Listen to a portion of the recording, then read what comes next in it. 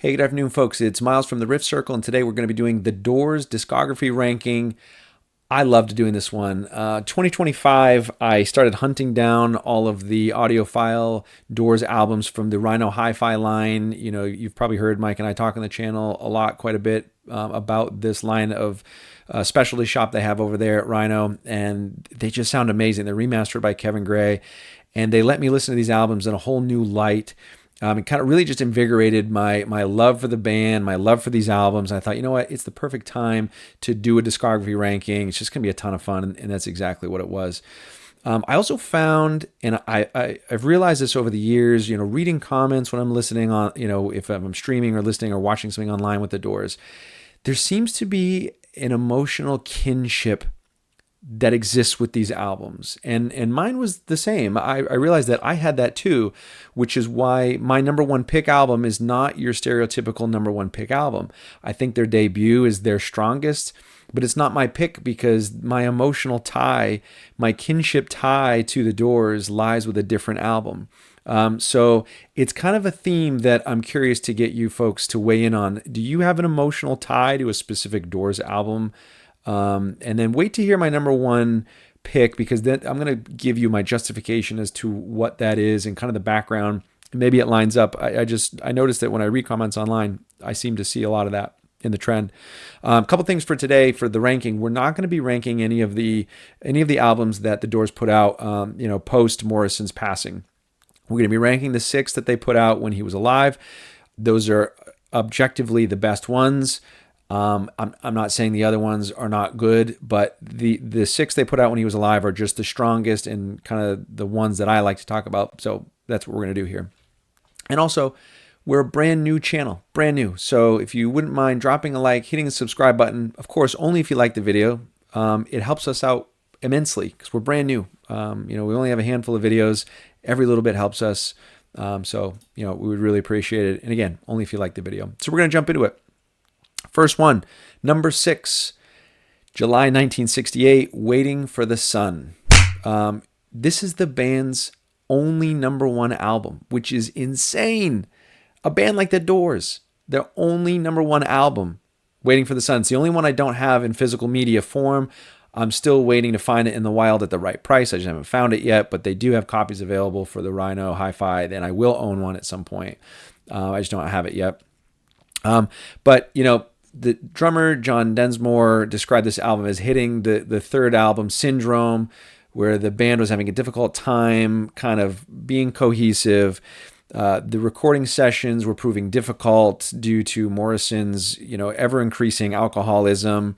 He needed to be propped up by the studio assistants just to record the last track, 5 to 1. I mean, he was a mess. He was an absolute mess at this point.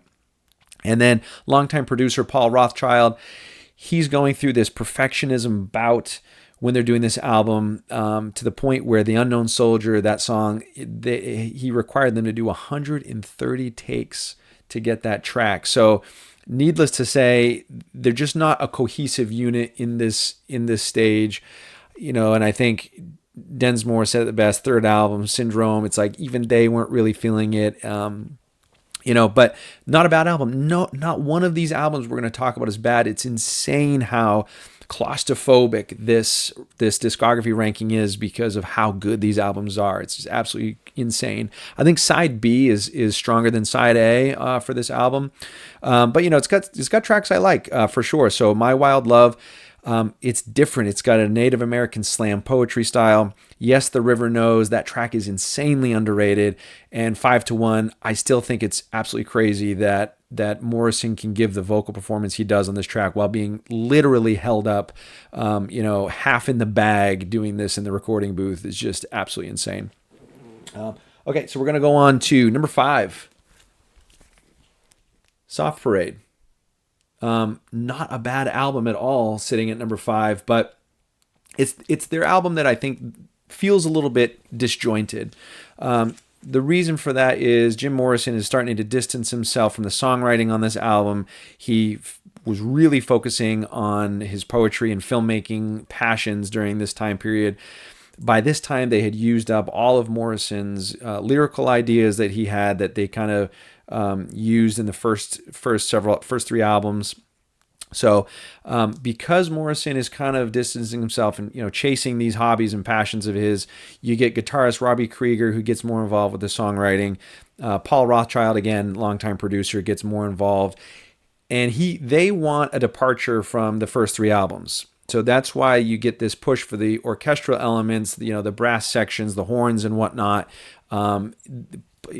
Paul's just trying to lead the band in a completely different direction. Jim Morrison has less weigh in on what's going on, so he's showing up and doing vocals and kind of he's just over here. So that's why the album feels a little disjointed. Absolutely, by no means is it a bad album. I think what's crazy about The Doors is you can do something where they take this kind of hard left turn on trying some new stuff and they still make it work, which is insane to think about. Like, there's not a lot of bands that could do that and still put out a completely listenable album. Some great tracks off this. Tell All the People, Touch Me, and Wild Child are kind of the three that stand out to me as excellent tracks. So yeah, Soft Parade, number 5, by no means a bad album. Excellent album. You just got to be in the right mood or the right mindset to kind of pop that one on. All right, number 4, and this is where it gets this is just criminal to even try and rank these 4, because on any given day you could have all 4 of them on any different slot and you'd be completely justifiable, 100% justifiable. For me personally, number 4 is LA Woman. Okay. April 1971. Phenomenal blues album, but I think there's a better blues album in the Doors catalog. We'll get to that in a couple of picks from now. But LA Woman, April 1971, longtime producer Paul Rothchild quits the band at the start of the opening of the recording. Longtime engineer Bruce Botnick ends up co-producing this with the band, and they're recording in their rehearsal space. So they're not in a studio for this album. Jim Morrison's doing some of the vocals in the bathroom, which sounds kind of off, but I think, bar none, this is the Doors at their most stripped down themselves. They have very little outside influence. So you have Soft Parade, which is the least Morrison album with the most outside influence. Here on LA Woman, you have the most the most Doors themselves influence. They have no producer telling them what to do. They have an engineer that's, longtime engineer, so he's been in the studio. He knows how the band works. He knows their ticks. He knows how to get them to operate. The engineer, K. Bruce, and he's just helped guiding them along, but they're in a more intimate setting here in their rehearsal studio, or their rehearsal space, and not a studio. So,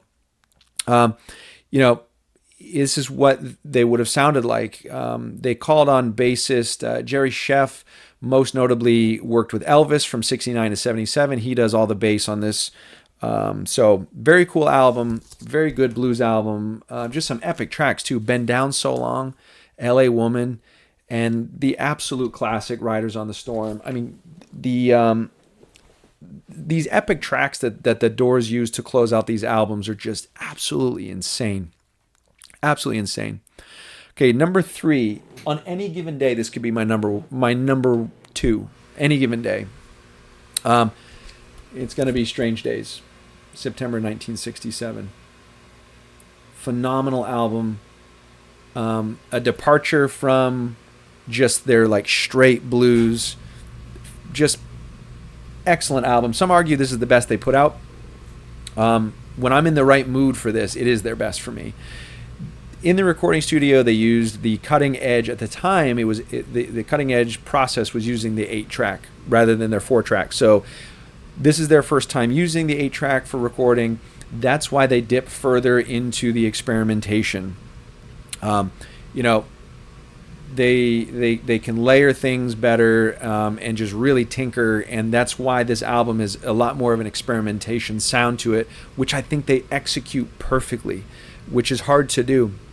You see bands like Pink Floyd who were doing a lot of experimentation too.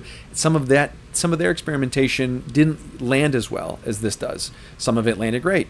The Doors do a perfect job here in experimenting, but still keeping it a cohesive effort. At 34 minutes, I think it's the perfect length for an album. This album leaves me wanting one more track, which is perfect for me. And then some material from their debut was used on this. They had leftover material from their debut. They put some of that on this. And again, their debut is so strong, so it's like it's not going to hurt anything. But Strange Days coming in at number 3. Best tracks on there for me, the title track, Strange Days, My Eyes Have Seen You, and When the Music's Over. Again, the end of the album, this big epic track, which is just totally sick.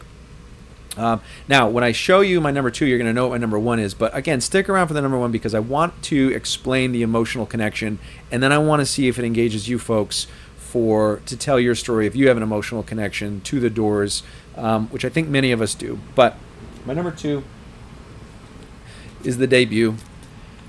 I think objectively their best album. Their performance is just kick down the door, explosive in this album.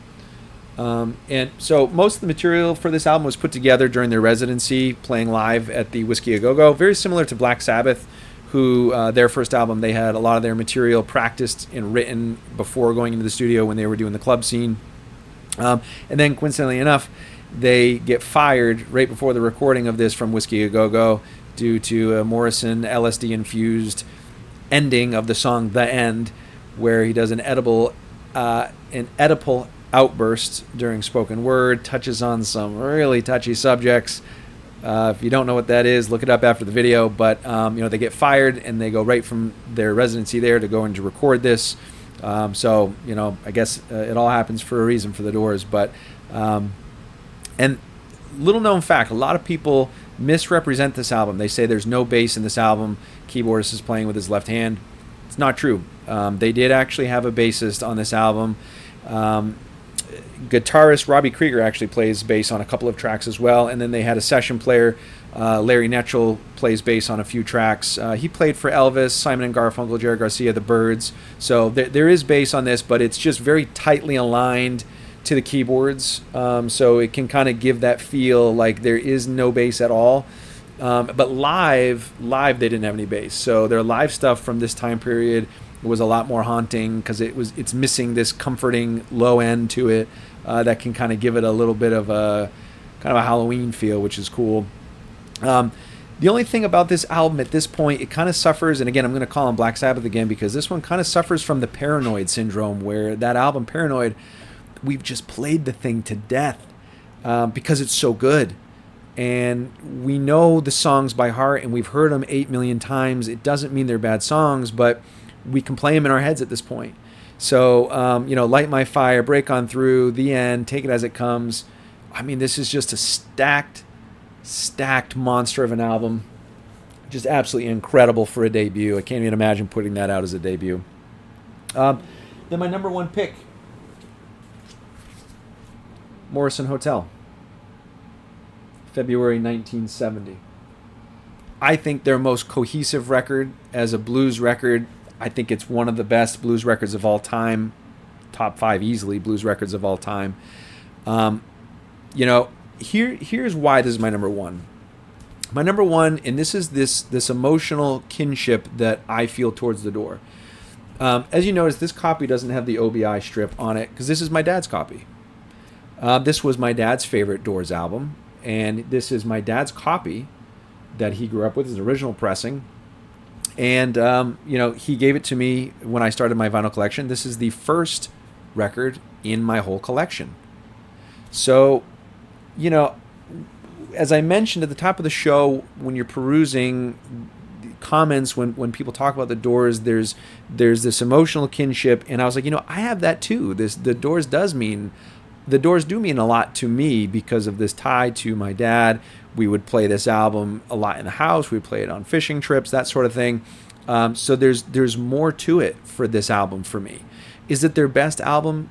Probably not. I think you could argue for Self-Titled and Strange Days. I think it's more cohesive as a blues album than L.A. Woman, but you could still even make that argument. But for me personally, this album's always going to win because it has that nostalgia factor and that emotional tie-in. Do you folks have that as well with any of the Doors stuff, even if it's a song or an album from the Doors? Because I feel like we do with the Doors more than other bands. Of course, other bands we have that too. But yeah, just perfect length at 38 minutes. Their most consistent album, I think. Fun fact for this one. Doors had to sneak into this to take this picture, into this hotel to take this picture. They asked the staff for the picture. Staff said no, so they snuck in, snapped it, got out of there. Killer tracks on here. Waiting for the Sun, Blue Sunday. Indian Summer is a wildly underrated song. I wish it was in the middle of the album, kind of break up a little bit, because it's just some variation. It's not just like straight blues. But yeah, there it is, folks. The Doors. My top 6. What do you think? Do you agree? Did you learn something? If you did, please drop a like. It helps the channel way more than you know. If you have an emotional tie to a Doors record, drop it in the comments. I want to read them. Don't just put your list. Put your list too, because they're fun to read. But more importantly, what's your tie to the Doors? And subscribe if you want to see more rankings like this. We're a brand new channel. We're going to do a lot of fun rankings like this. This is just the beginning for us at the Riff Circle. But you know what? I appreciate you folks hanging out with me. Thanks for sticking all the way through the end. And I'll talk to you folks later. Take care.